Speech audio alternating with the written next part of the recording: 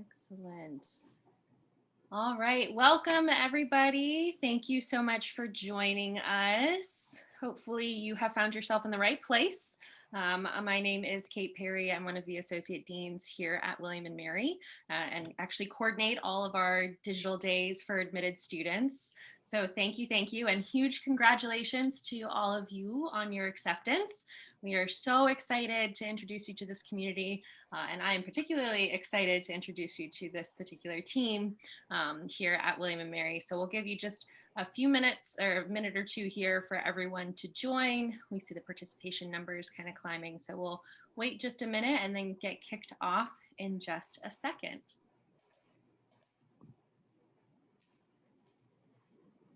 All right, they're joining slowly. Thank you to those who have just jumped on. Welcome, welcome. We are excited to have you here today to talk about the Cohen Career Center with some of our fabulous staff members. So thank you for joining us.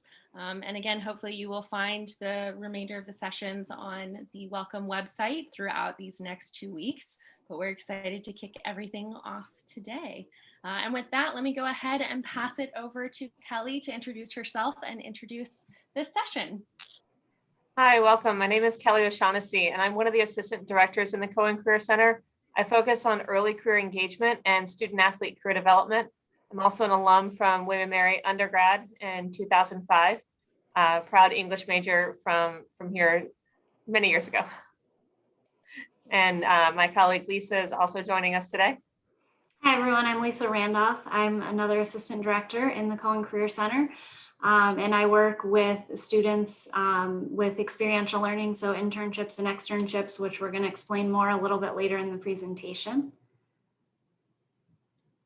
So this is our office's mission statement. A lot of times we hear from students, what does a career center do? When am I supposed to go there? How can they help me? Those kinds of things.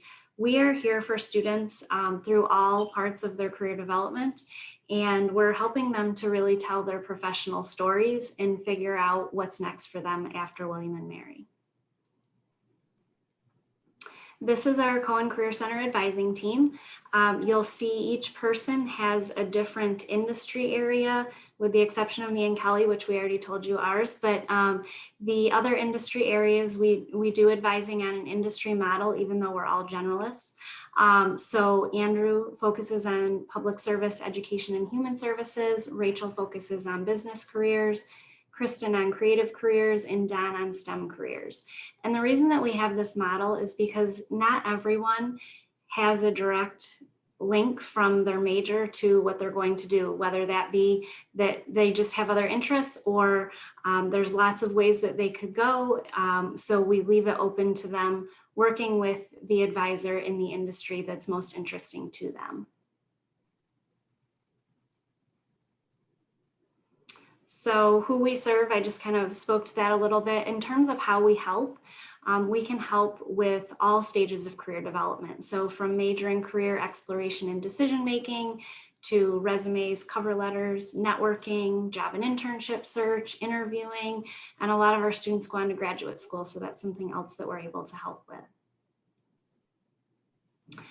Here you see the career development cycle, and this is a cycle, and it's not something that people necessarily go through step by step, but this just kind of helps you see the different components of career development that we help with. So from assessing self, exploring options, developing skills, marketing self, and performing. And students may go back and forth between steps here. It's not always a linear process, but it's something that career development is something that people will be working through, throughout their lives, not just during college, but college is a great time to be focusing on each of the steps to get started with that whole process. This is what we call the career competencies. This is from NACE, which is the National Association of Colleges and Employers. And every year they survey employers across industries, across sizes of organizations, to ask what's important as far as skill sets for new professionals, for interns, and across the board, these are what comes up every year. So things like global and intercultural fluency, career management, critical thinking, oral and written communications, etc. So this is what we consider as skills to be career ready. And we try to help students learn both how they're developing these skills and then how are they incorporating them into their professional stories. As far as engaging with our office, there's several ways to do that, and we're going to go into each of these more specifically, but as I already mentioned, exploring majors and careers. So one doesn't have to dictate the other, but strategies for exploring those two things are fairly similar and use a lot of the same resources. Experiential learning, what this is and what it looks like at William & Mary.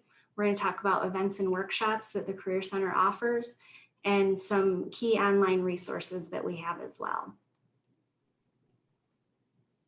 With exploring majors and careers, I'm going to go over a few of the resources that we pay for and provide to all of our students here, and as well as alumni for the first 3 years out, since we continue to be a resource through appointments that way as well.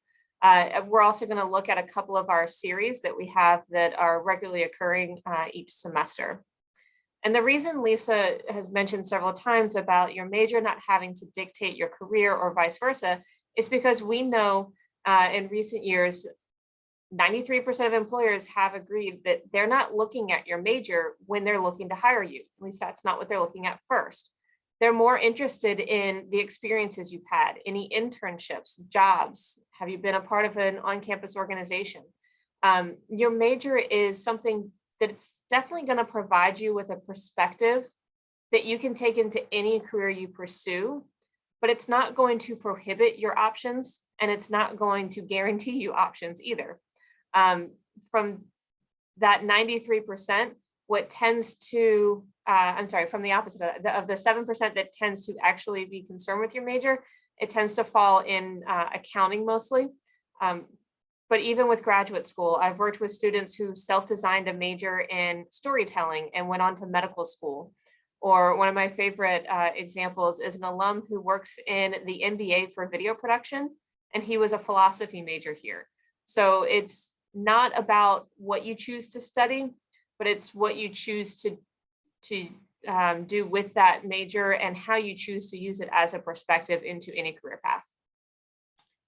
Now, having said that, one of my favorite resources is what can I do with this major? Admittedly, I'm not a huge fan of the name because it implies that you can only do certain jobs with certain majors, but it's actually a really strong resource to help you in researching opportunities and what types of career paths might align with different majors across a variety of industries.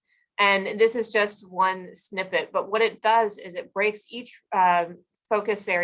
each academic area into a variety of focus areas, showing you the different sectors in which people pursue. Then it shows you different organizations that hire for those types of positions, and then strategies for pursuing those types of organizations.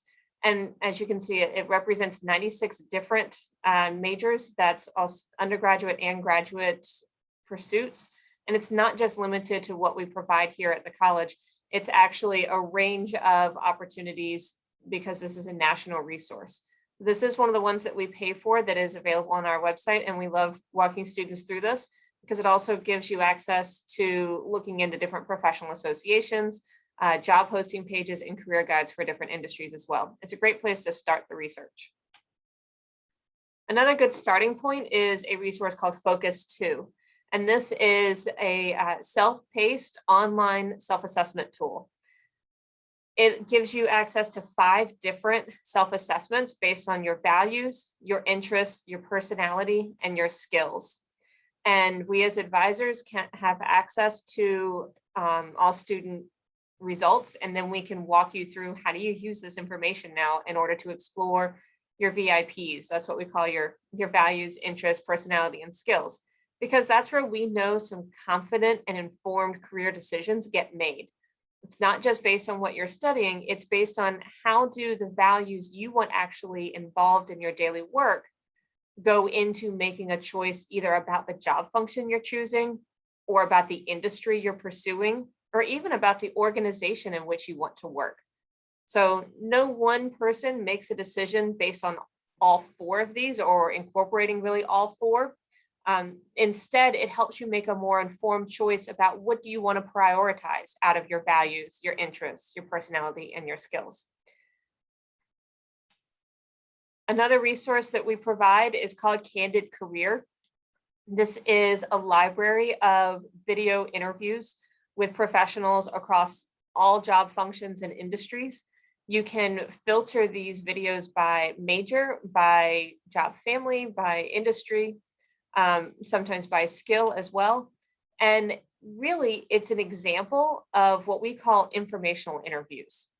It's one of the strongest tools we think is in your toolbox for exploring and eventually for pursuing opportunities. Informational interviews are a great way to learn more, and it's just where you get to talk to someone who's already doing the job that you're interested in and ask them questions about it. And we often show students how to use LinkedIn alumni filter pages to allow you to find alumni from William & Mary already in the roles that are interesting to you. And then how do you reach out to them? How do you carry on a conversation with them? And then keep on the conversation over time, which allows you to build up your network of professionals in the field. You may have already done this, or some of you as parents and family members may have helped your students have informational interviews in the past. And we want to help students continue that with alumni and other professionals. Now, a program that we offer that actually pulls all of these resources together in one 6-week cumulative series of workshops is called MACE, My Active Career Exploration. We offer this program to all freshmen and sophomores every semester. It has been virtual this past year, and we've actually had a much stronger completion rate being virtual than in person. Since there's no academic credit that goes along with this program, it's great to see that 80 to 90% of the students who start the program are still interested in the resources and information, and their courses haven't taken over their time to where they're committing an hour and a half for 6 weeks, an hour and a half each week for 6 weeks on their own career exploration. Another series that we offer that was in person as panels recently, we have transitioned this to be in a more virtual format by turning this into interview sessions with students and weekly updating the entire student population with the What I Wish I'd Known series in our weekly newsletter. Lisa's going to talk about the newsletters in a little bit with our resources, but this is just one section of where we find students like to hear from other students. What have they done? And how have they done what they've done when it comes to internships or research on campus, choosing majors and careers? How did you go through that process? And most importantly, what do you wish you had known when you went through that process?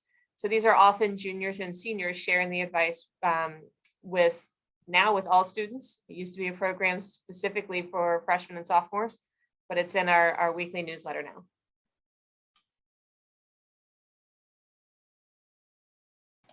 So I mentioned at the beginning that one of the focuses of my role is experiential learning, and that we would talk about what that looks like. So successful students really see college as a combination of their academic experiences and experiential learning opportunities. So experiential learning can include a variety of ways of getting experience and exposure to different industries. So Kelly just mentioned a few of them in the What I Wish I'd Known. So things like research, study abroad, community service, participation in campus organizations. All of those help students grow their skills and learn more about what they like, what they're good at, and things like that. But I'm going to focus on what we do with experiential learning within the Cohen Career Center, which is going to be looking at externships, internships, and FUSE. So we're going to speak directly to each of those. So our externships, it's basically a job shadowing program. It happens over winter break, and students are able to spend typically between 1 and 2 days with a different organization, we had representation from all different industries.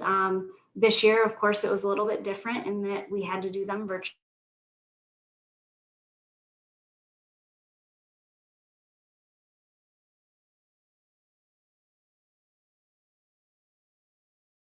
In their industry to really learn what's a day in the life like, and to see, do they like that kind of work, and is that something that they might look forward to for an internship in the future, or things like that.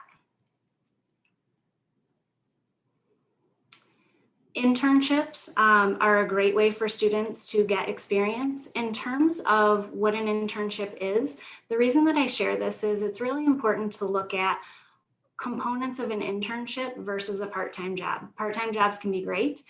They can even help you grow in your career development, but internships are specifically structured to be an extension of your learning in a classroom. It connects to your coursework. You should be supervised and mentored. Again, it gives you exposure to an organization. And so we help students to identify quality internship experiences that they can apply to, and encourage them to look at their skills, both what are the skills that they already have and what are the skills that they're hoping to grow within that internship. As far as benefits of internships go, it's of course valuable experience. They get to explore a career in a company, they get to grow their skills, and it's a networking opportunity. So oftentimes it can lead to a future job, but even if it doesn't, students often stay in touch with their supervisors or their coworkers at internships, and that might lead to additional opportunities within their field, maybe not within that organization.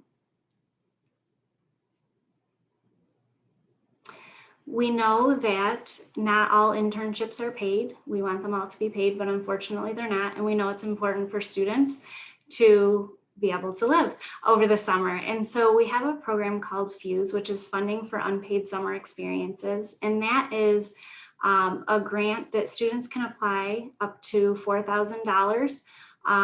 That's donated through our parent fund mostly. And it's open to all returning students. So students can apply any summer that they'll be returning afterward. It's based on a budget model. So for instance, if a student is doing an unpaid internship somewhere different from where they live, they might apply for housing funds. They might apply for travel funds, things like that. But that allows students to get those experiences in some of those industries that don't often pay, such as nonprofits aren't often able to pay. So it helps them still to be able to get those experiences and be able to support themselves over the summer while doing that.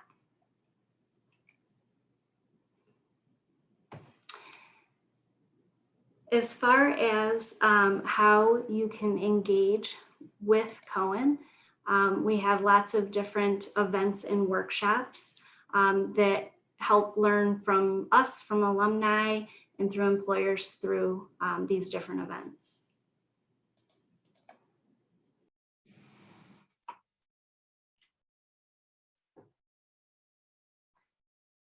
So throughout the year, we provide a lot of events and programs, and it can be a lot to keep up with. But again, that's something else that Nisa's going to touch on in a little bit.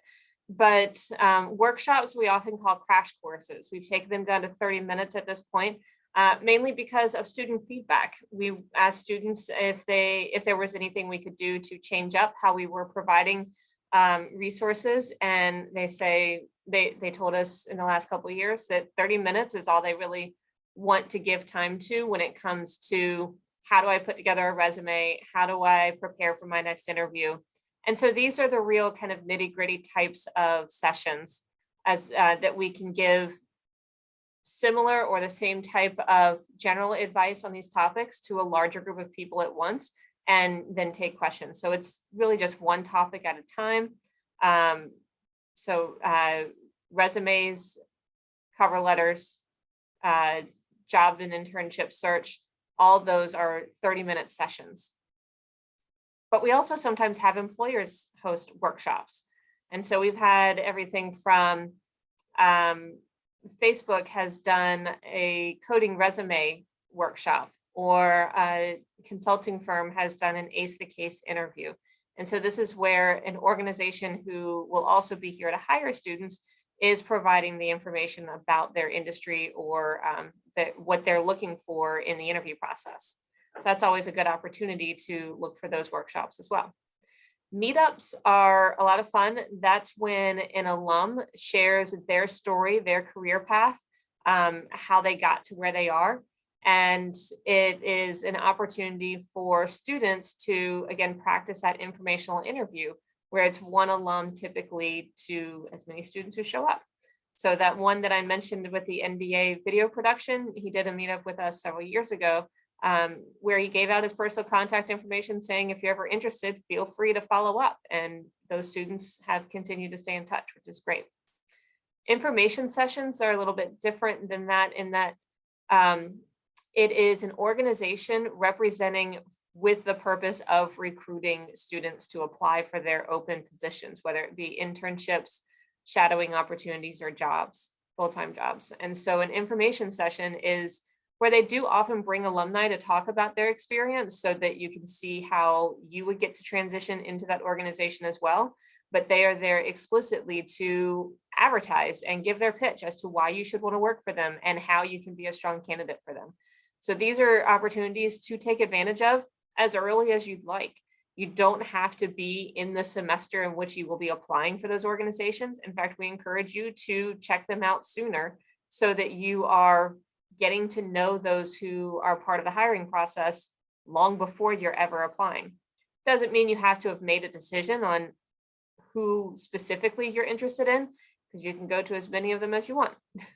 And right now, all of these sessions have continued with in numbers. In fact, we've had more than previous years because we're able to reach alumni and organizations that maybe traditionally wouldn't have been able to travel to campus. And so that's probably something that will continue to have both in-person and virtual opportunities in these experiences in the future to continue to engage alumni and employers from outside the Mid-Atlantic region. Panels tend to be more industry-based, where we might have a panel on public health careers, or what you see in front of you in the picture is actually one of our previous What I Wish I'd Known panels. These are all seniors sharing what they wish they had known about. I believe that topic was internships. And where we shared information about FUSE funding as well. All of those students had also received FUSE funding. And then trips, for many years, we have had a variety of trips that are industry specific mostly, but sometimes also geographic specific. We've gone to New York City, DC, Richmond, Raleigh, Chicago, and just before COVID, we had a trip planned to San Francisco. So I fully expect that one to come back in the future. And I'll share more on that in just a minute. Another series that we've added over the last couple of years is actually a collaboration with the Center for Student Diversity here on campus. And it is Navigating Your Career as a Diverse Candidate. Some of the topics that we've covered so far are listed here. And this is a growing series. Every semester, we add more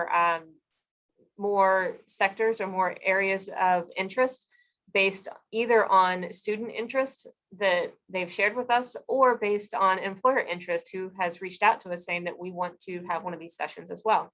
And so the panel is usually a combination of recent alumni, students, as well as employers who either identify in these areas or who can speak to the hiring process for some of these areas. For our trips, they have all been virtual industry series this year. And this is what I mean by being able to expand our reach. So the Tech Trek has traditionally been in a different location each year that we've had it. So it's been close by. So either Richmond or Raleigh. And then we had our first trip to San Francisco planned. And when that when travel stopped for that, we instead turned it into a road trip across the US. And so we had representatives from different tech organizations within each of these spotlight cities where we tend to find a high concentration of tech organizations. We also have the Wall Street program, which happens every year, where it starts early in the morning with the stock exchange calls and then goes through the evening with networking events. The Virtual Days in DC covers a variety of sectors, nonprofits, government agencies, lobbying firms, some international organizations. So it covers a variety as well. And there's traditionally networking opportunities as well as information sessions and panels. And then the Creative Industries Immersion Series was separated instead by different portions of the creative fields. And so this is another example of how our current students have been able to meet with alumni across the US, across all industries, and learn how they got to where they are. It's been a really fun opportunity to meet more people this way. We also participate and facilitate multiple recruiting events a year. The Career and Internship Fair is industry-wide. It's across all opportunities, and we offer this each semester, usually within the first 2 to 3 weeks of the semester. So when you get here in the fall, don't be surprised if you start hearing information. In fact, you will, in your first newsletters from us, hear about the upcoming recruiting events. Feel free to participate. We're not exactly sure what they're going to look like yet this year based on capacity. We'll be making those decisions also based on the travel capabilities of the organization. So we'll be making those decisions a little bit closer to the fall start of the semester. But feel free to participate and see what it's like. We encourage you to not wait until you are looking for an opportunity to go to your first fair.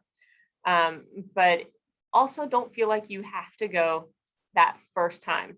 Or if we have mostly parents and family members here, don't feel like you have to push your students to go to that very first fair. We offer it again in the spring, and that would be a good one to check out. Meet the Firms is industry specific with consulting and accounting firms. And that is usually the week before our career and internship fair. We also host a graduate and professional school fair every fall. And this is if you are interested in pursuing graduate school after undergrad. These are admissions and faculty members from law schools, medical schools, business programs, counseling programs, teaching programs, and just to name a few. I can't remember others at the moment. So some of the other events that we participate in include the Government Education Nonprofit Fair. It traditionally is hosted by Georgetown, and this is a consortium event where there's usually around 100 or so organizations hiring for internships and full-time positions in these industries specifically. And this is typically held in the early spring semester. And so that's when those industries are more actively hiring. The New York Recruiting Consortium is actually an interview day where you apply for the jobs ahead of time, and then you can interview with multiple organizations in one day. And these are traditionally just organizations that are in the New York City region. And then in the spring semester, we also host a Science Career Expo, which is a fair that is science specific. An expo, not a fair, in the sense that all organizations there may not be hiring at that moment, but they're there more for networking opportunities and getting introductions. The K-12 interview day is exactly that. It's a short fair followed by interview opportunities with administration departments for public and private schools. And this is for our licensed teacher program. So undergrad and graduate students who are becoming licensed teachers and administrators and school counselors. All right, so that's a lot of different events. Do not feel like you have to keep all of that straight. It's really just to give you the scope of what we offer as ways to engage with the Cohen Career Center.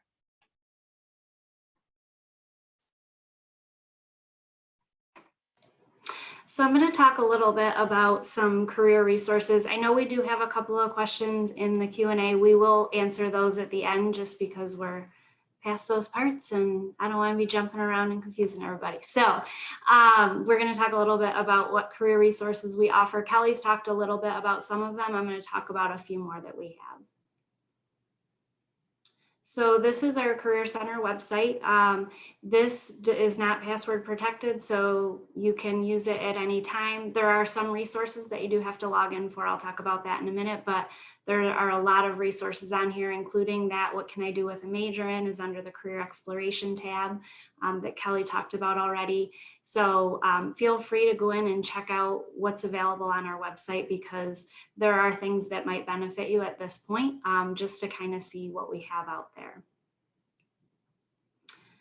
A few of our other online resources, Tribe Careers is our job and event posting system. And so all internships, externships, jobs are posted through there. And that is something that you need a login for, as well as all of our events, all employer events. Everything is facilitated through that platform. This year, even our career fairs, because they had to be virtual, were through that platform. We also subscribe to Vault, which is a great resource to identify companies within industries of interest, as well as top companies in different sectors, top internships in different sectors, things along those lines. And Big Interview is another resource that we subscribe to for students, and that is a platform where students can do online mock interviews, and there are resources to review, but you can also record yourself answering questions and watch it back. That can be really helpful in helping you get prepared for interviewing and just telling your story in general as well. And something new for when you would be getting here in the fall is that Tribe Careers will also be hosting all on-campus jobs. It's going to take a little while for all of the offices on campus to make that transition, but they had been housed through financial aid, who still is in charge of the process, but to find on-campus jobs, if you're interested, will be posted in Tribe Careers as well.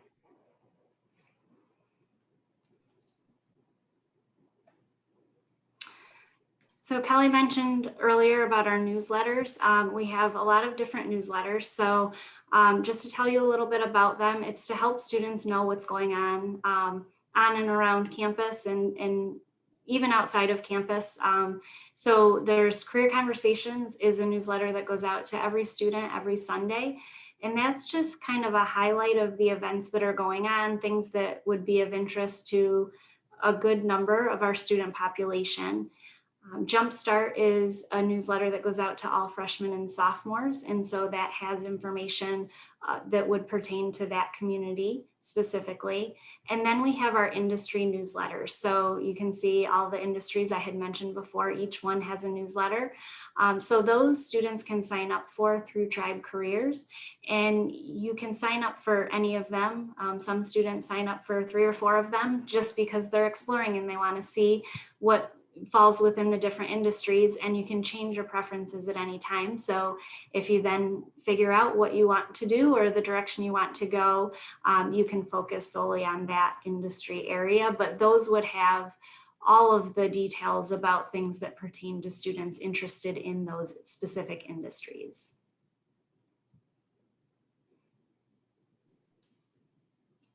Instructions for how to sign up for the newsletters will be part of your Tribe Guide, which is the checklist of things that will go live on May 1st for all deposited students. And so that's something that you'll see pretty soon, how you can sign up for the industry newsletters. So now we'd like to highlight a few of our students in both our Ampersand campaign as well as our senior survey results. So the Ampersand campaign is something that we host every spring semester. And these are students who were nominated in a variety of ways to share the competencies that they have gained or their competencies that they have really honed while here at William & Mary, and how they've chosen to be involved on campus in different ways. It's really fun to see what students choose as their ampersand, or what is your and, is how we share through the hashtag. And these are just 2 examples that you can see. the information or the quotes that you see come from the fact that the students take over our Instagram account for a week. And so you can take a look at our Instagram to see what we've had in the past few years as a way to get a feel for what students choose for engagement and how they really understood their experiences to enhance the competencies that they're developing and that they want to use in their potential careers. There's a variety of ways that the curriculum here, as well as volunteer internships, clubs and organizations, all really tie into the competencies that Lisa talked about earlier on in our session. So we have the class of 2018 data to share with you now. We are still working on surveying the class of 2020, and we are still waiting on the graphics to be updated from the communications team at William & Mary to have a pretty version of the class of 2019 data to share. But I can say that the data is fairly similar. We actually looked through to see if it was worth making the changes ourselves, but Lisa will chime in with, I think there's only one thing that might be different to share. So the information is fairly similar, as I said, that within 6 to 9 months, so this survey ends in December each year, and we will survey the graduating class through that December, because that's how long it can take to really get all the information that we can. And we call it a knowledge rate, as you'll see here, because this is information from student survey responses, as well as employers sharing data of who they've hired and combing social media like LinkedIn. If you updated your LinkedIn profile, we know that you now work there or go to school there. A lot of times we get the question, who is your top employer? And often that is trying to find who hires the most graduates. Well, we have to take it down to who hires at least 4, because what I think is very interesting to share here is that each year we have a graduating class of about 15 to 1600.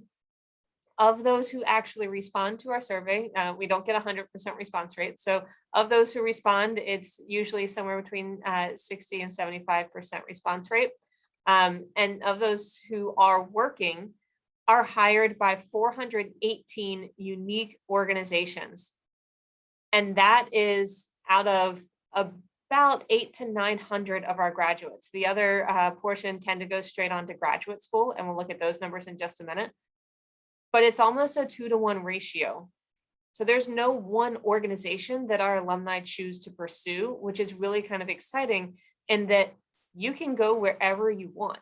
There's no place that you have to feel like, well, that's where all William & Mary people get a job, because William & Mary people choose to go all over the world. We often have a map graphic as well that shows how many people might be in graduate school or working in Europe and Australia and South America, and it's everywhere, and that our alumni choose to move after graduation. And with the graduate school information, we do tend to have a lot of students stay on for this number. Often accounts for a lot of our one-year masters in education, as well as one-year business master's degrees. So many students might graduate in and choose to stay for one more year to get that master's degree as well. But as you can see, there's a range of other institutions in which our students go immediately on to graduate school. Many of our alumni choose to go to graduate school 2 or 3 years later. We unfortunately don't get that information from them. We just get, where do you go next, right after William & Mary? And Kelly mentioned, this isn't the 2019 data. The biggest difference I would say with the data was that about 54% of students were employed and about 32% were in grad school. So we're still at the same percentage between who's in grad school and who's employed. It's just a higher percentage that's currently in grad school this year, class of 19. And that tends to be the case whenever the job market dips, more people go to graduate school and vice versa. So let's get on to the questions then. So the first question is there a limit to the amount of internships students can partake in during their time at William & Mary? And the answer to that is definitely not. Many students complete multiple internships. And so with that, you know, sometimes students will, I would say the majority of our students do their internships over summers, although some do part-time internships during the school year, but it's not uncommon for a student to have 3 or 4 internships throughout their time at William & Mary. For the question regarding CS majors, CS students. So the question is, what big companies typically recruit William & Mary CS students, or where should I look to find information for internships and for jobs? That is also an interesting range. We've had Blizzard Entertainment, who is a gaming company, as well as Activision, which is in California, and both of those are connected through alumni. We've had in different formats connections and recruiting opportunities with Microsoft, IBM, and Facebook, Google. I say different formats because sometimes it's attending the fairs, sometimes it is posting jobs, sometimes it's hosting workshops. Each year they're trying slightly different formats from the different organizations. And with that, oh, sorry. That's okay. That's just to name a few off the top of my head, but I also know we've got strong connections with organizations in artificial intelligence, augmented reality, as well as the National Geospatial Intelligence Agency, NASA. I mean, it ranges from government agencies to Google, and kind of everything in between. And I just looked up while Kelly was doing those last slides, as far as current opportunities that are posted, some of the bigger name ones, or I should say that were posted this semester, Dell, IBM, MITRE, Booz Allen Hamilton, Tesla, and is in places that students have done internships, in addition to some of the places Kelly just mentioned. We have Raytheon,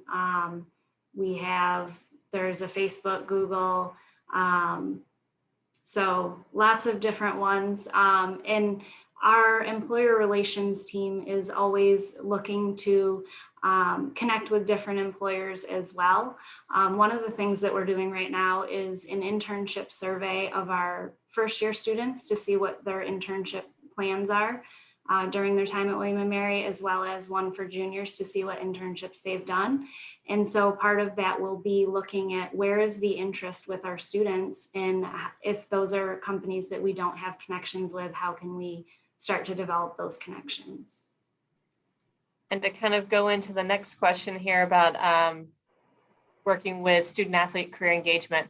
I actually just heard from one student athlete, I think on the golf team, who's going to be a quantum engineer for IBM as an internship this summer.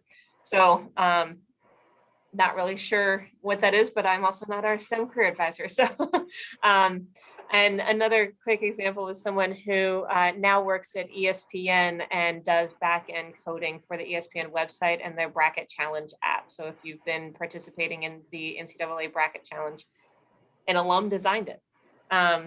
So when it comes to working with student athletes, yes, I do a variety of programming, collaborations with coaches, and workshops specifically for student athletes. When all services are in person, we do host quick advising hours in Kaplan in one of the classrooms over there. Looking forward to a new space with the newly renovated Kaplan in the next year or so. But that is because all of our resources are available to student athletes, but they're not always available at times that student athletes are available. And so my goal is to really just adjust when we offer some things to make sure that they are expanding in the timeframes that best fit for most student athletes. So for example, the quick advising hours that we host here in the Career Center are from 2 to 4 typically, and that's often when student athletes are either in practice or in travel. And so I host them once a week, and that classroom is on the same level as the coach's offices, and so it's pretty accessible. And I truly don't mind if you come straight from lift or if you're on your way to lift, because that room is right below the classroom. I myself am a former student athlete and field hockey coach, and have experienced a very smelly car from goalie equipment for 3 years. So I'm okay with that. But really, it's just to make sure that we are where you need us to be. That includes helping student athletes just figure out the timing of experiential learning opportunities. When might you intern if you're in season, or if you're deciding to train, or over the summer. We are also open all summer long, and often that's a great time for student athletes to engage with the Career Center, if whether you're on campus or not, because of not having as heavy of a training, practice, travel schedule on top of academic schedule. So I often engage with coaches over the summer to remind their student athletes to get more involved. And that's just to give an example. We also do monthly workshops and meetups that are student athlete specific. Again, it's timing, and those meetups tend to be athlete alumni with a variety of sports interests as well. So the next question is, what's the difference between internships and externships? Externships are basically job shadowing and last between a day and 2 days. Internships are typically longer term, so they last the summer or semester.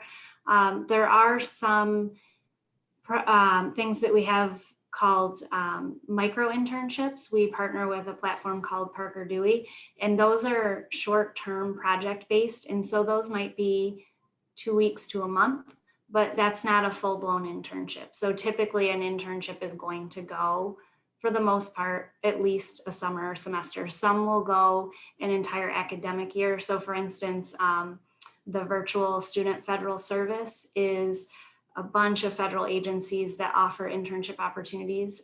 It is a full year, academic year commitment. So it's fall and spring, but it's around probably 10 hours a week, and it's virtual. So students are able to do that. But so that's the main difference, is kind of the timing or the timeline and what it entails. So it's more of just observing typically in an externship, although sometimes I know one of the externship hosts we had this year had their students do a project, but still it was only a day long. So it's really kind of a length is probably the biggest difference between those.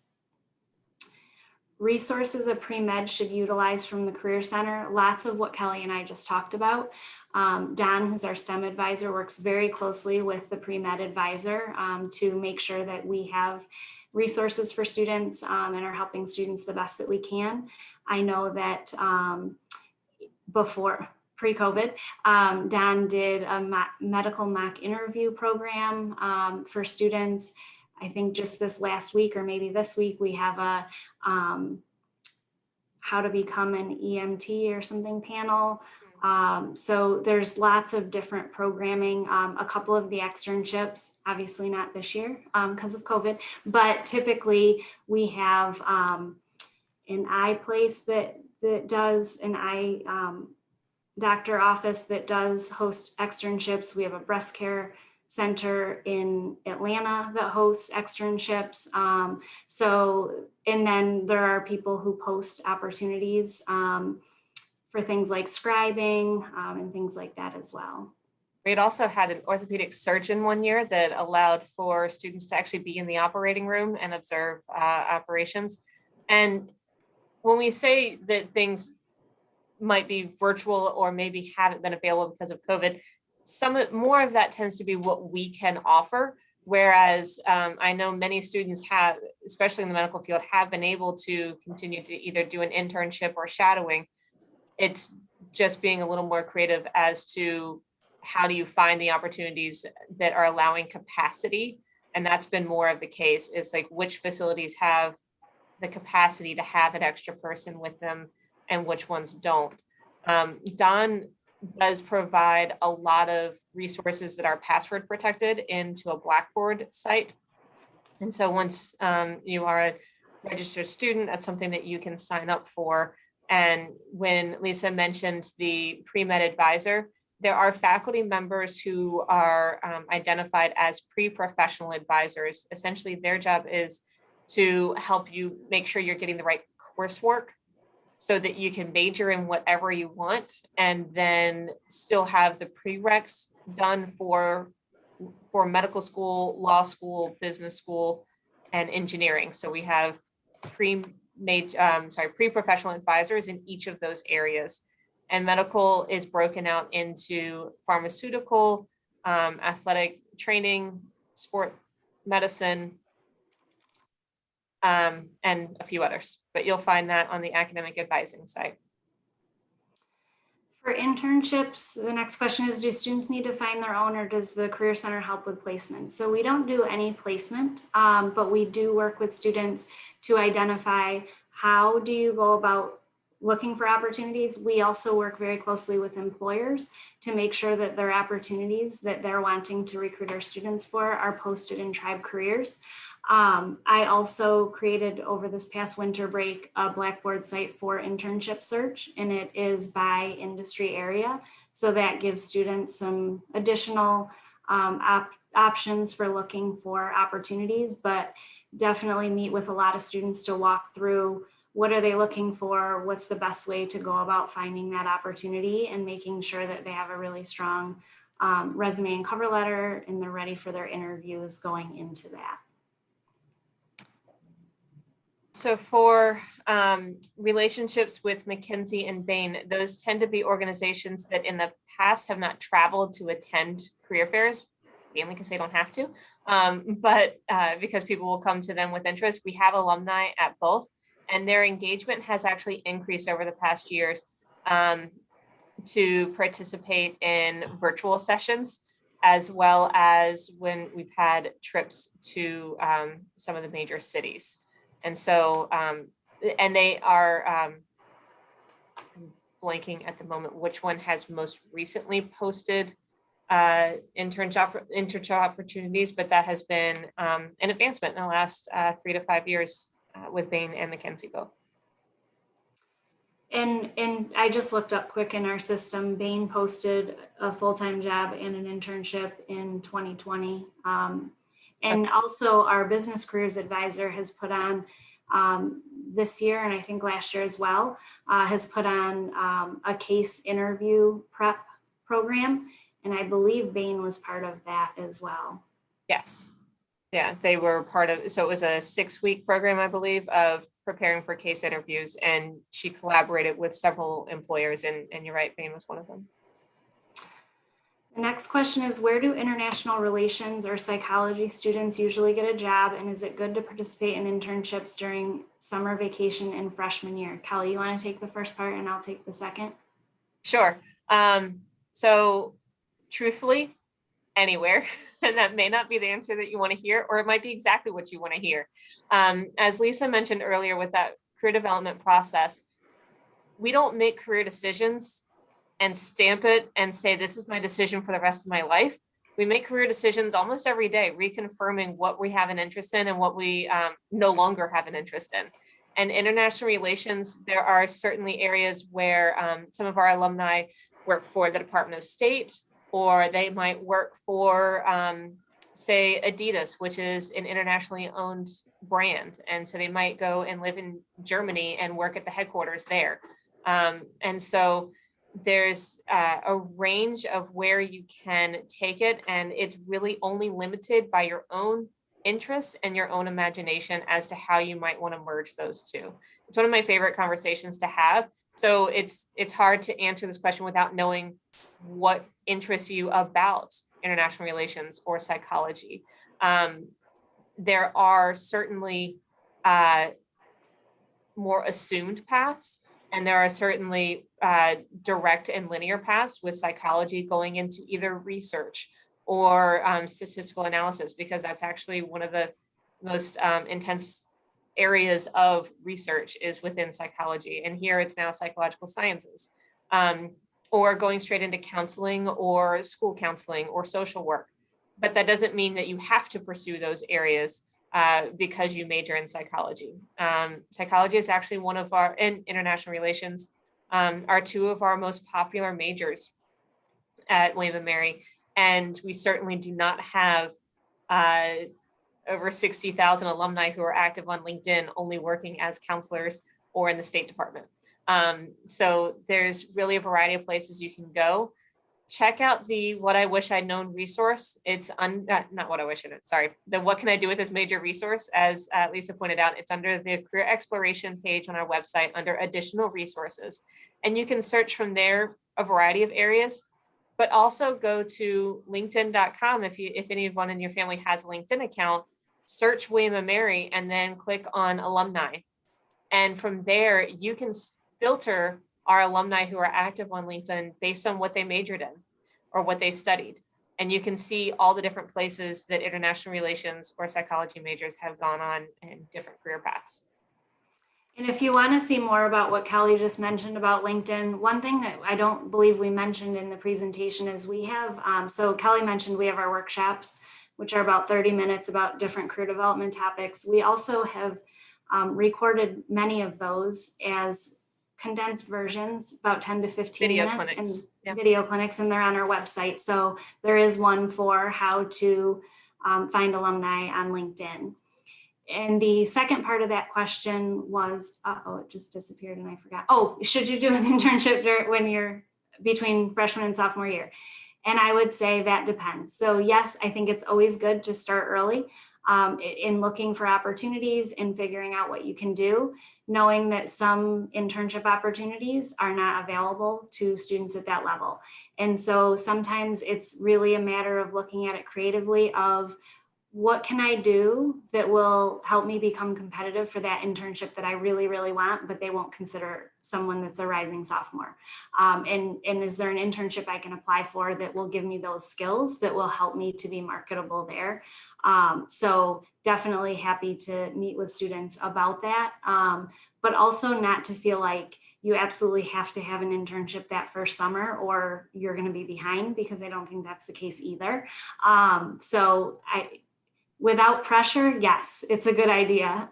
But if it doesn't happen, again, there are lots of other ways to get experience through volunteering in your community or part-time jobs, and really looking at those in a skills-based way.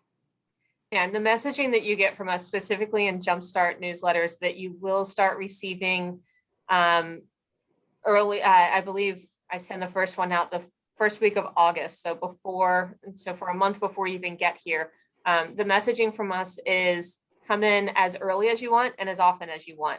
As soon as you're ready, we want to work with you. It's not based on, I already know the questions I have. I've had many appointments with students saying, I'm not really sure why I'm here, but I just figured it would be a good place to start. It's like, that's great, because I, as a William & Mary student, actively avoided the Career Center. I think that's why I'm a career advisor now. Of course, it was in the basement of Blow Hall, which was the admissions building then. This beautiful building didn't exist. But the reality is that I thought for sure I knew what I was going to do with my life. And I'm not doing that now. I did enjoy it for the few years that I was a teacher, but now I really enjoy this. Mainly because I discovered other career paths that I never even knew existed a few years after I graduated. I thought I want to help more students figure this out. So we want to work with you whenever you're ready, as soon as you're interested in asking any questions. Any experience is good experience over the summer. It doesn't have to be an internship, as Lisa mentioned. It can be a part-time job volunteer, or even just a whole bunch of informational interviews or shadowing opportunities are a great way to explore a lot without diving into one. I will say one caveat to that. If you think at this point you might be interested in accounting, you're going to want to listen into those business careers newsletters right away, because those employers tend to be getting a little bit earlier and earlier every year. In fact, they're hiring now for summer 2022. So if you're interested in accounting, sign up for the business careers newsletter as soon as you get those instructions in your tribe guide and test it out. Now's the time to kind of explore, test out what you think you want, so you can either confirm, yep, this is what I'm ready for, or say, no, change your mind completely. And I think I'm ready for something else. And you're good to go to try as many as you want. Awesome. Well, we really, really appreciate Kelly and Lisa chatting with us today. I hope they've been very kind to provide the Career Center email address. So please feel free to reach out if additional questions come up. And thank you to everyone for joining us and coming to today's session. We definitely hope to see you at more of Digital Days for Admitted Student events over the next few weeks. And if you miss anything, remember that all of the recordings will be made available within a few days after the session has occurred, and you can check the full library of different session options on the Welcome website, which I'll drop in the chat here in just a second. And remember, you can also pay your deposit there as well if you decide William & Mary is the right place to be your future home. So we hope everyone has a wonderful evening, and again, a big hearty welcome to William & Mary and welcome to this community. So thank you, everyone. Thanks.